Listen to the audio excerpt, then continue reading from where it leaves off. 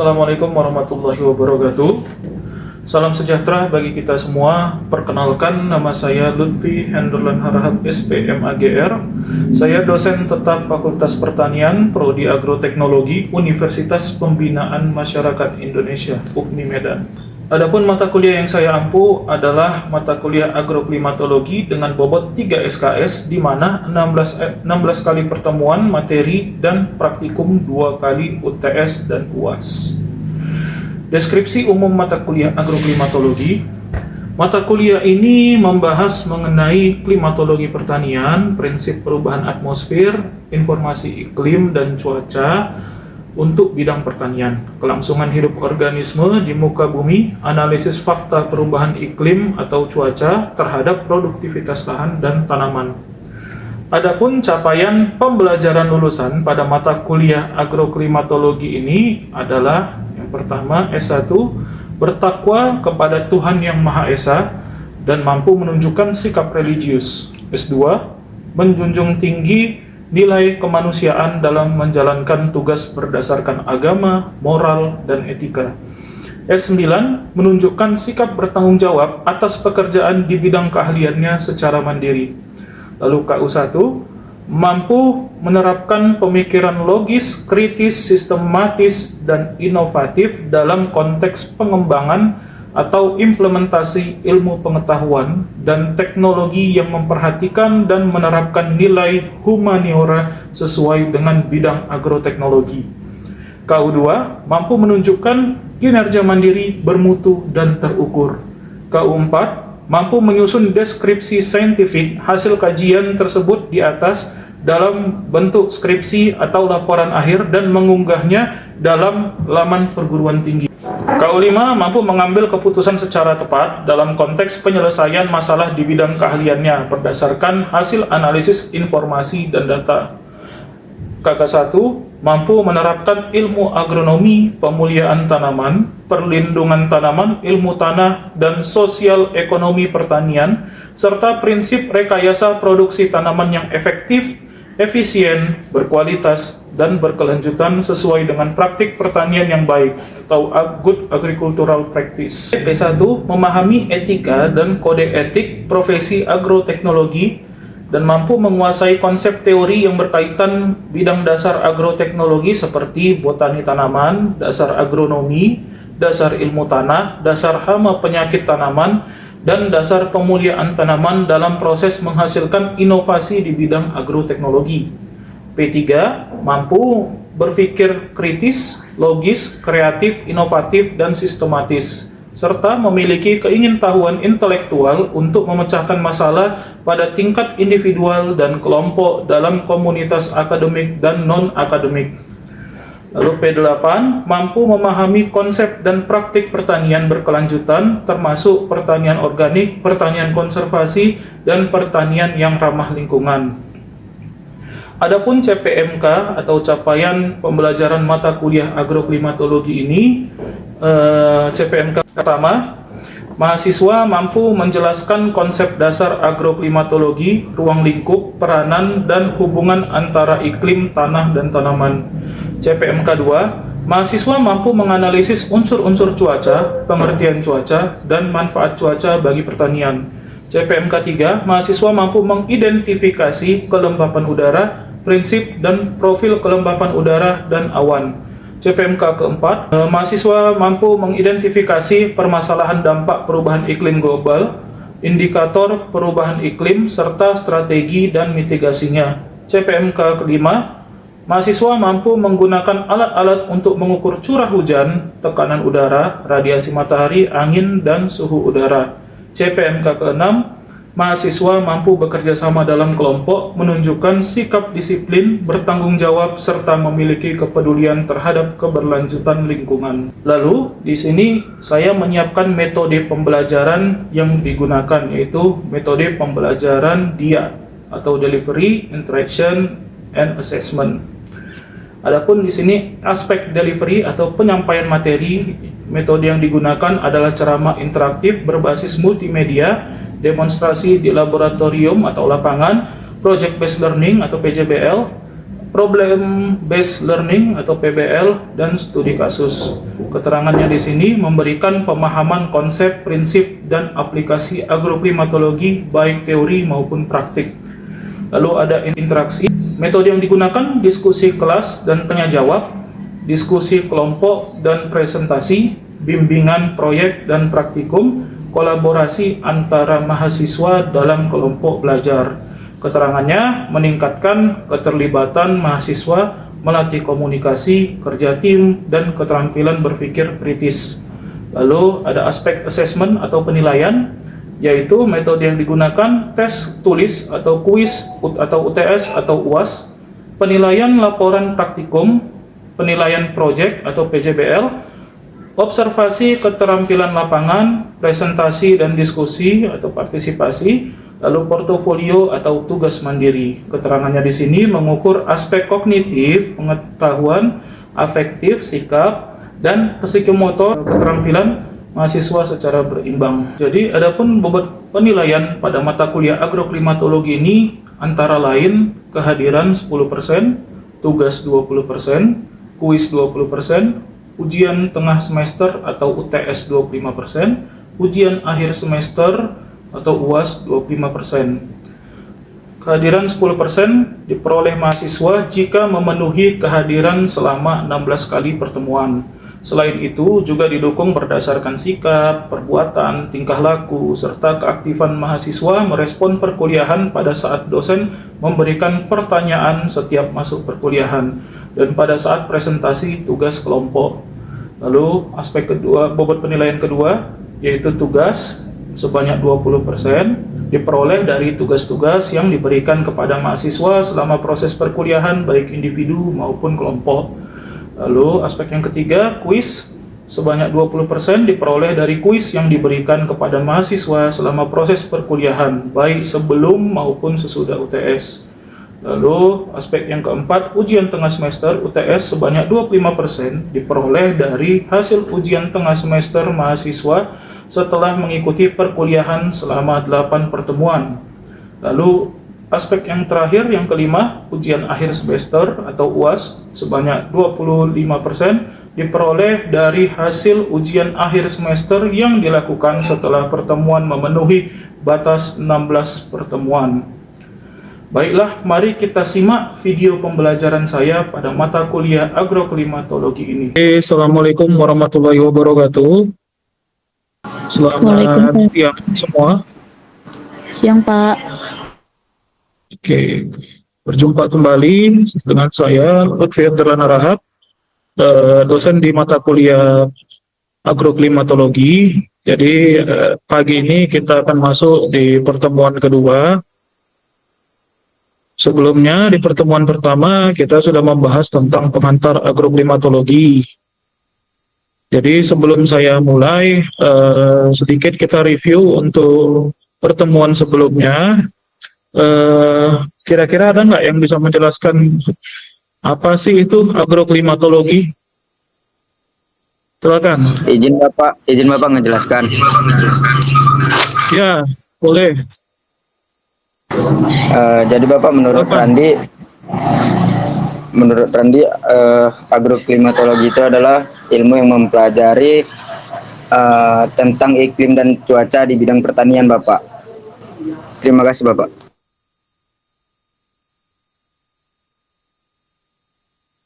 Gimana tadi? Ada lagi tambahan? Yang lain? Apa sih itu agroklimatologi? Saya, Pak. Ya, silakan. Baik, kalau menurut saya, agroklimatologi itu merupakan salah satu ilmu yang mempelajari dua aspek ya, Pak, antara iklim dan agro. Artinya antara iklim dan agro atau kemudian memiliki keterkaitan gitu, Pak, memiliki hubungan antara keduanya, Pak. Oke, ada lagi? Ada lagi yang menyampaikan pendapatnya? Apa sih itu agroklimatologi?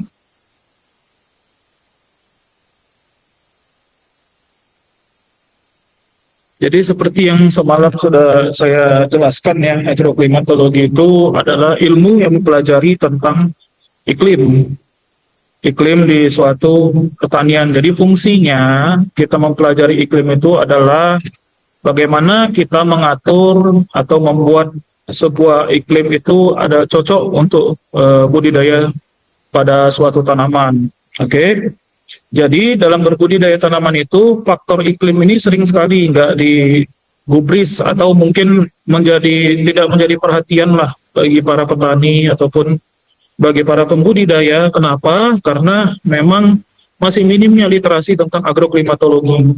Jadi harapan saya setelah kalian belajar dengan mata kuliah agroklimatologi dari saya harap nanti ke depannya kalian bisa mempraktikkannya, baik itu di dunia kerja, baik itu nanti kalian akan berada di manapun, bahwasanya agroklimat ini sekarang menjadi faktor yang paling penting. Apalagi sekarang kondisi iklim juga selalu menjadi perhatian khusus, terutama bagi pemerintah sendiri ya. Jadi itulah sedikit rekap untuk mata kuliah kita yang sebelumnya yang tentang pengantar agroklimatologi. Oke, ini saya udah coba share bahan ya. Ada kelihatan nggak ya? Kelihatan nggak? Kelihatan. Ada, Pak. Ada ya. Oke, jadi ini saya hari ini akan membawa tentang cuaca. Cuaca dengan subtopiknya adalah unsur cuaca, pengertiannya, dan juga manfaat memahami cuaca bagi tanaman. Oke. Jadi tujuan kita mempelajari ini adalah untuk memberikan definisi yang komprehensif tentang cuaca dan juga komponennya. Selain itu juga untuk menjelaskan unsur-unsur cuaca yang secara rinci beserta metode pengukurannya.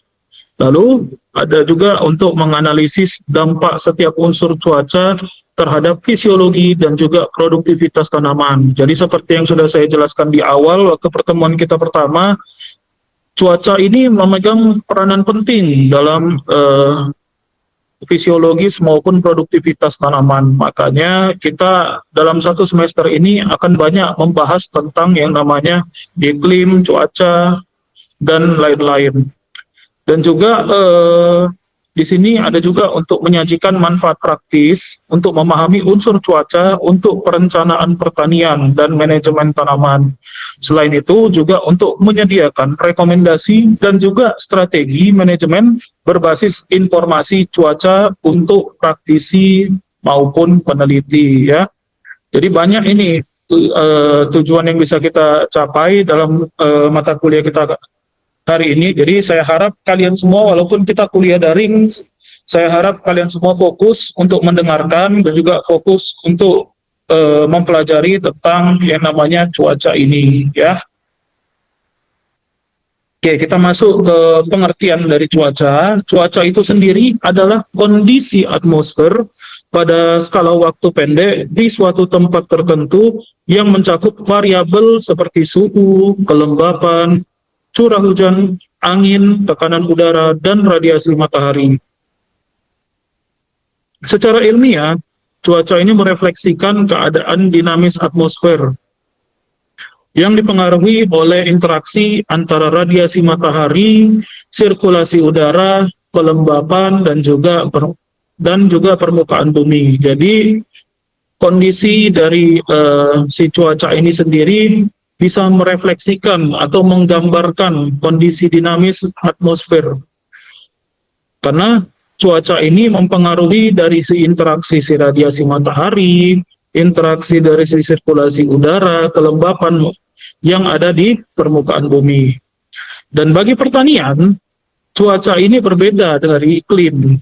Cuaca ini menentukan kondisi harian atau musiman yang mempengaruhi proses fisiologis tanaman secara langsung. Misalnya, contohnya adalah dia akan mempengaruhi oleh proses fotosintesis tanaman, juga bisa mempengaruhi dari proses transpirasi, pembungaan, dan juga pematahan pucuk. Jadi itu yang perlu kalian pahami ya. literasi dari cuaca itu agak sedikit berbeda dengan iklim, karena cuaca itu dia menentukan kondisi harian ataupun kondisi musiman yang mempengaruhi dari proses fisiologis tanaman. Nah, di sini ada unsur-unsur cuaca. Unsur-unsur cuaca ini secara ringkas ada beberapa, yaitu yang pertama suhu udara. Suhu udara ini adalah ukuran panas atau dingin udara yang mempengaruhi laju metabolisme tanaman dan fase perkembangan.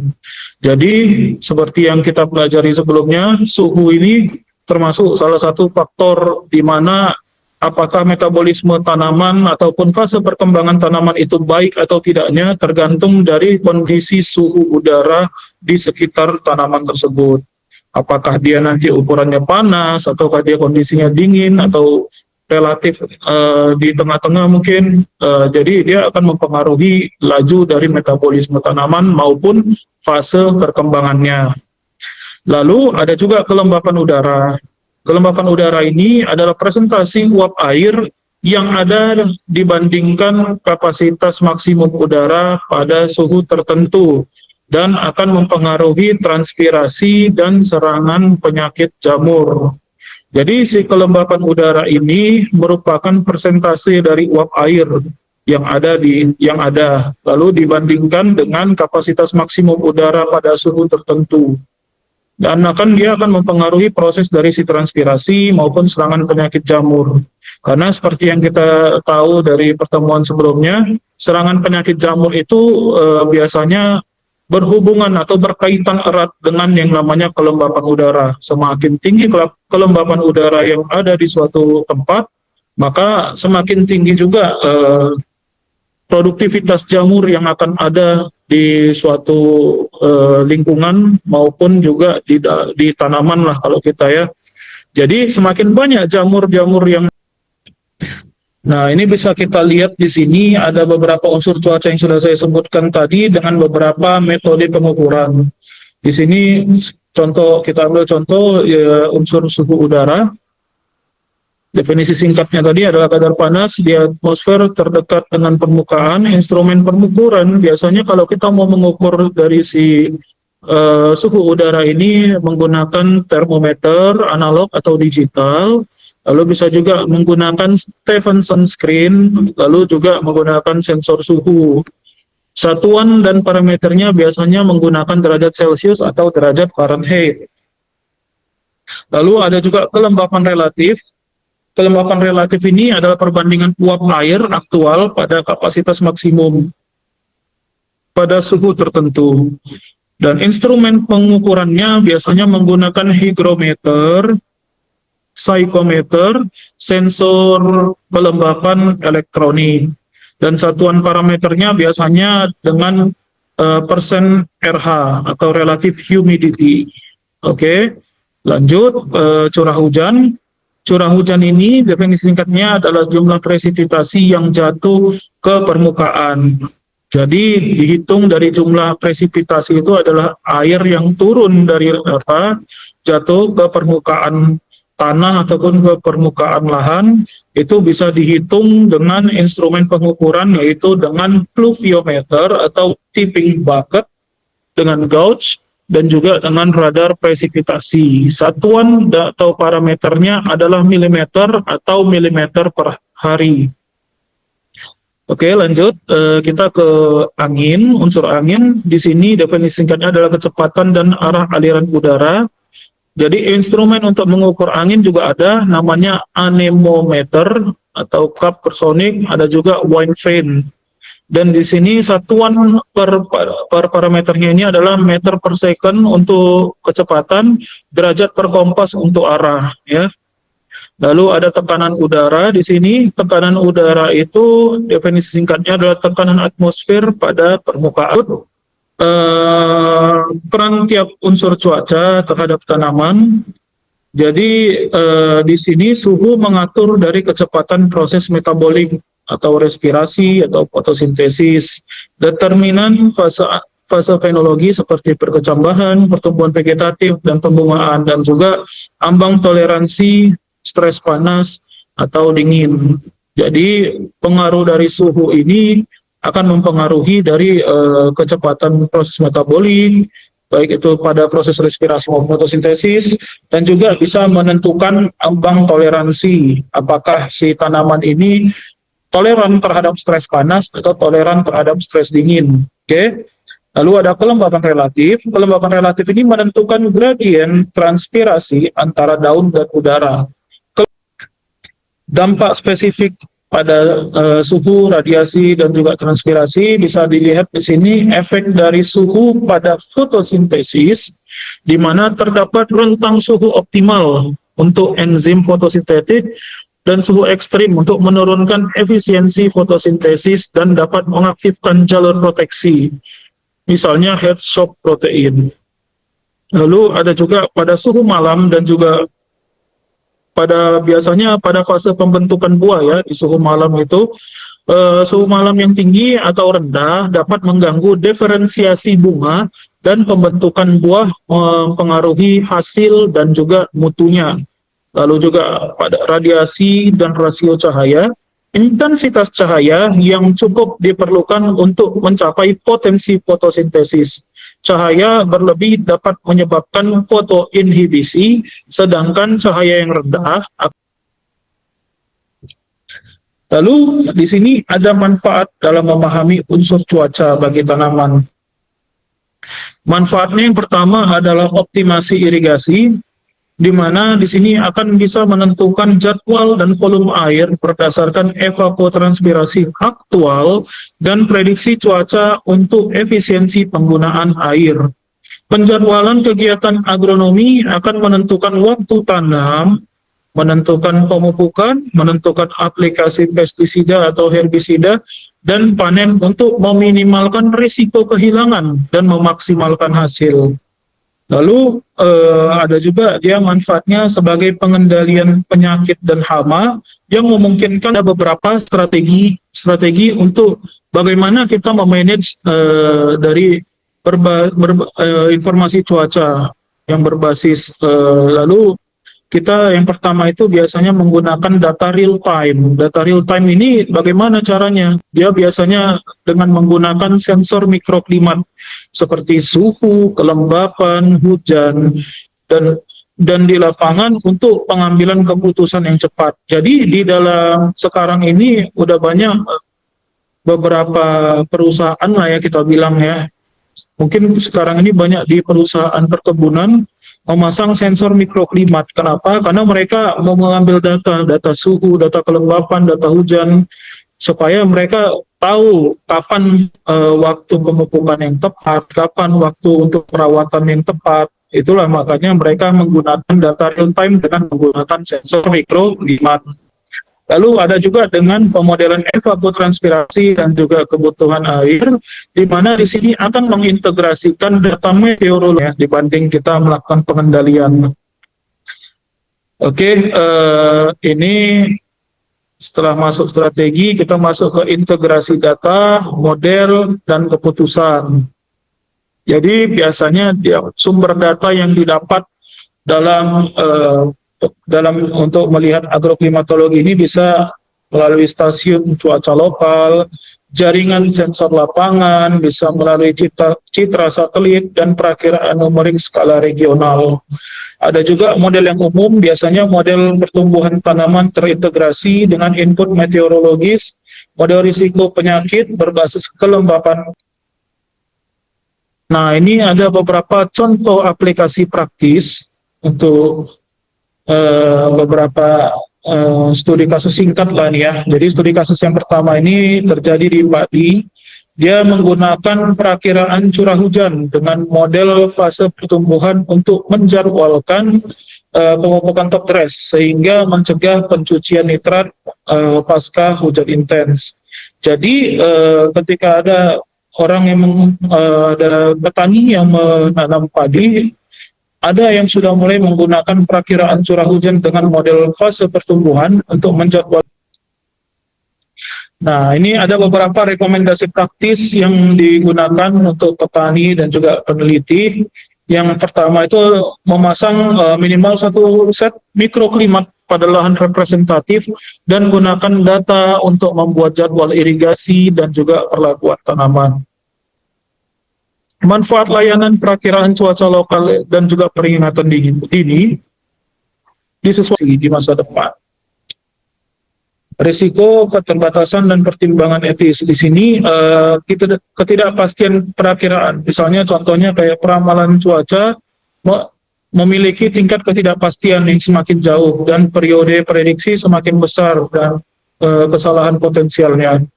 Itu seperti yang tadi saya sampaikan, kadang kita di pertemuan ini sebelumnya, ketika kadang di musim panas, tapi cuaca tiba-tiba hujan terus dalam beberapa hari.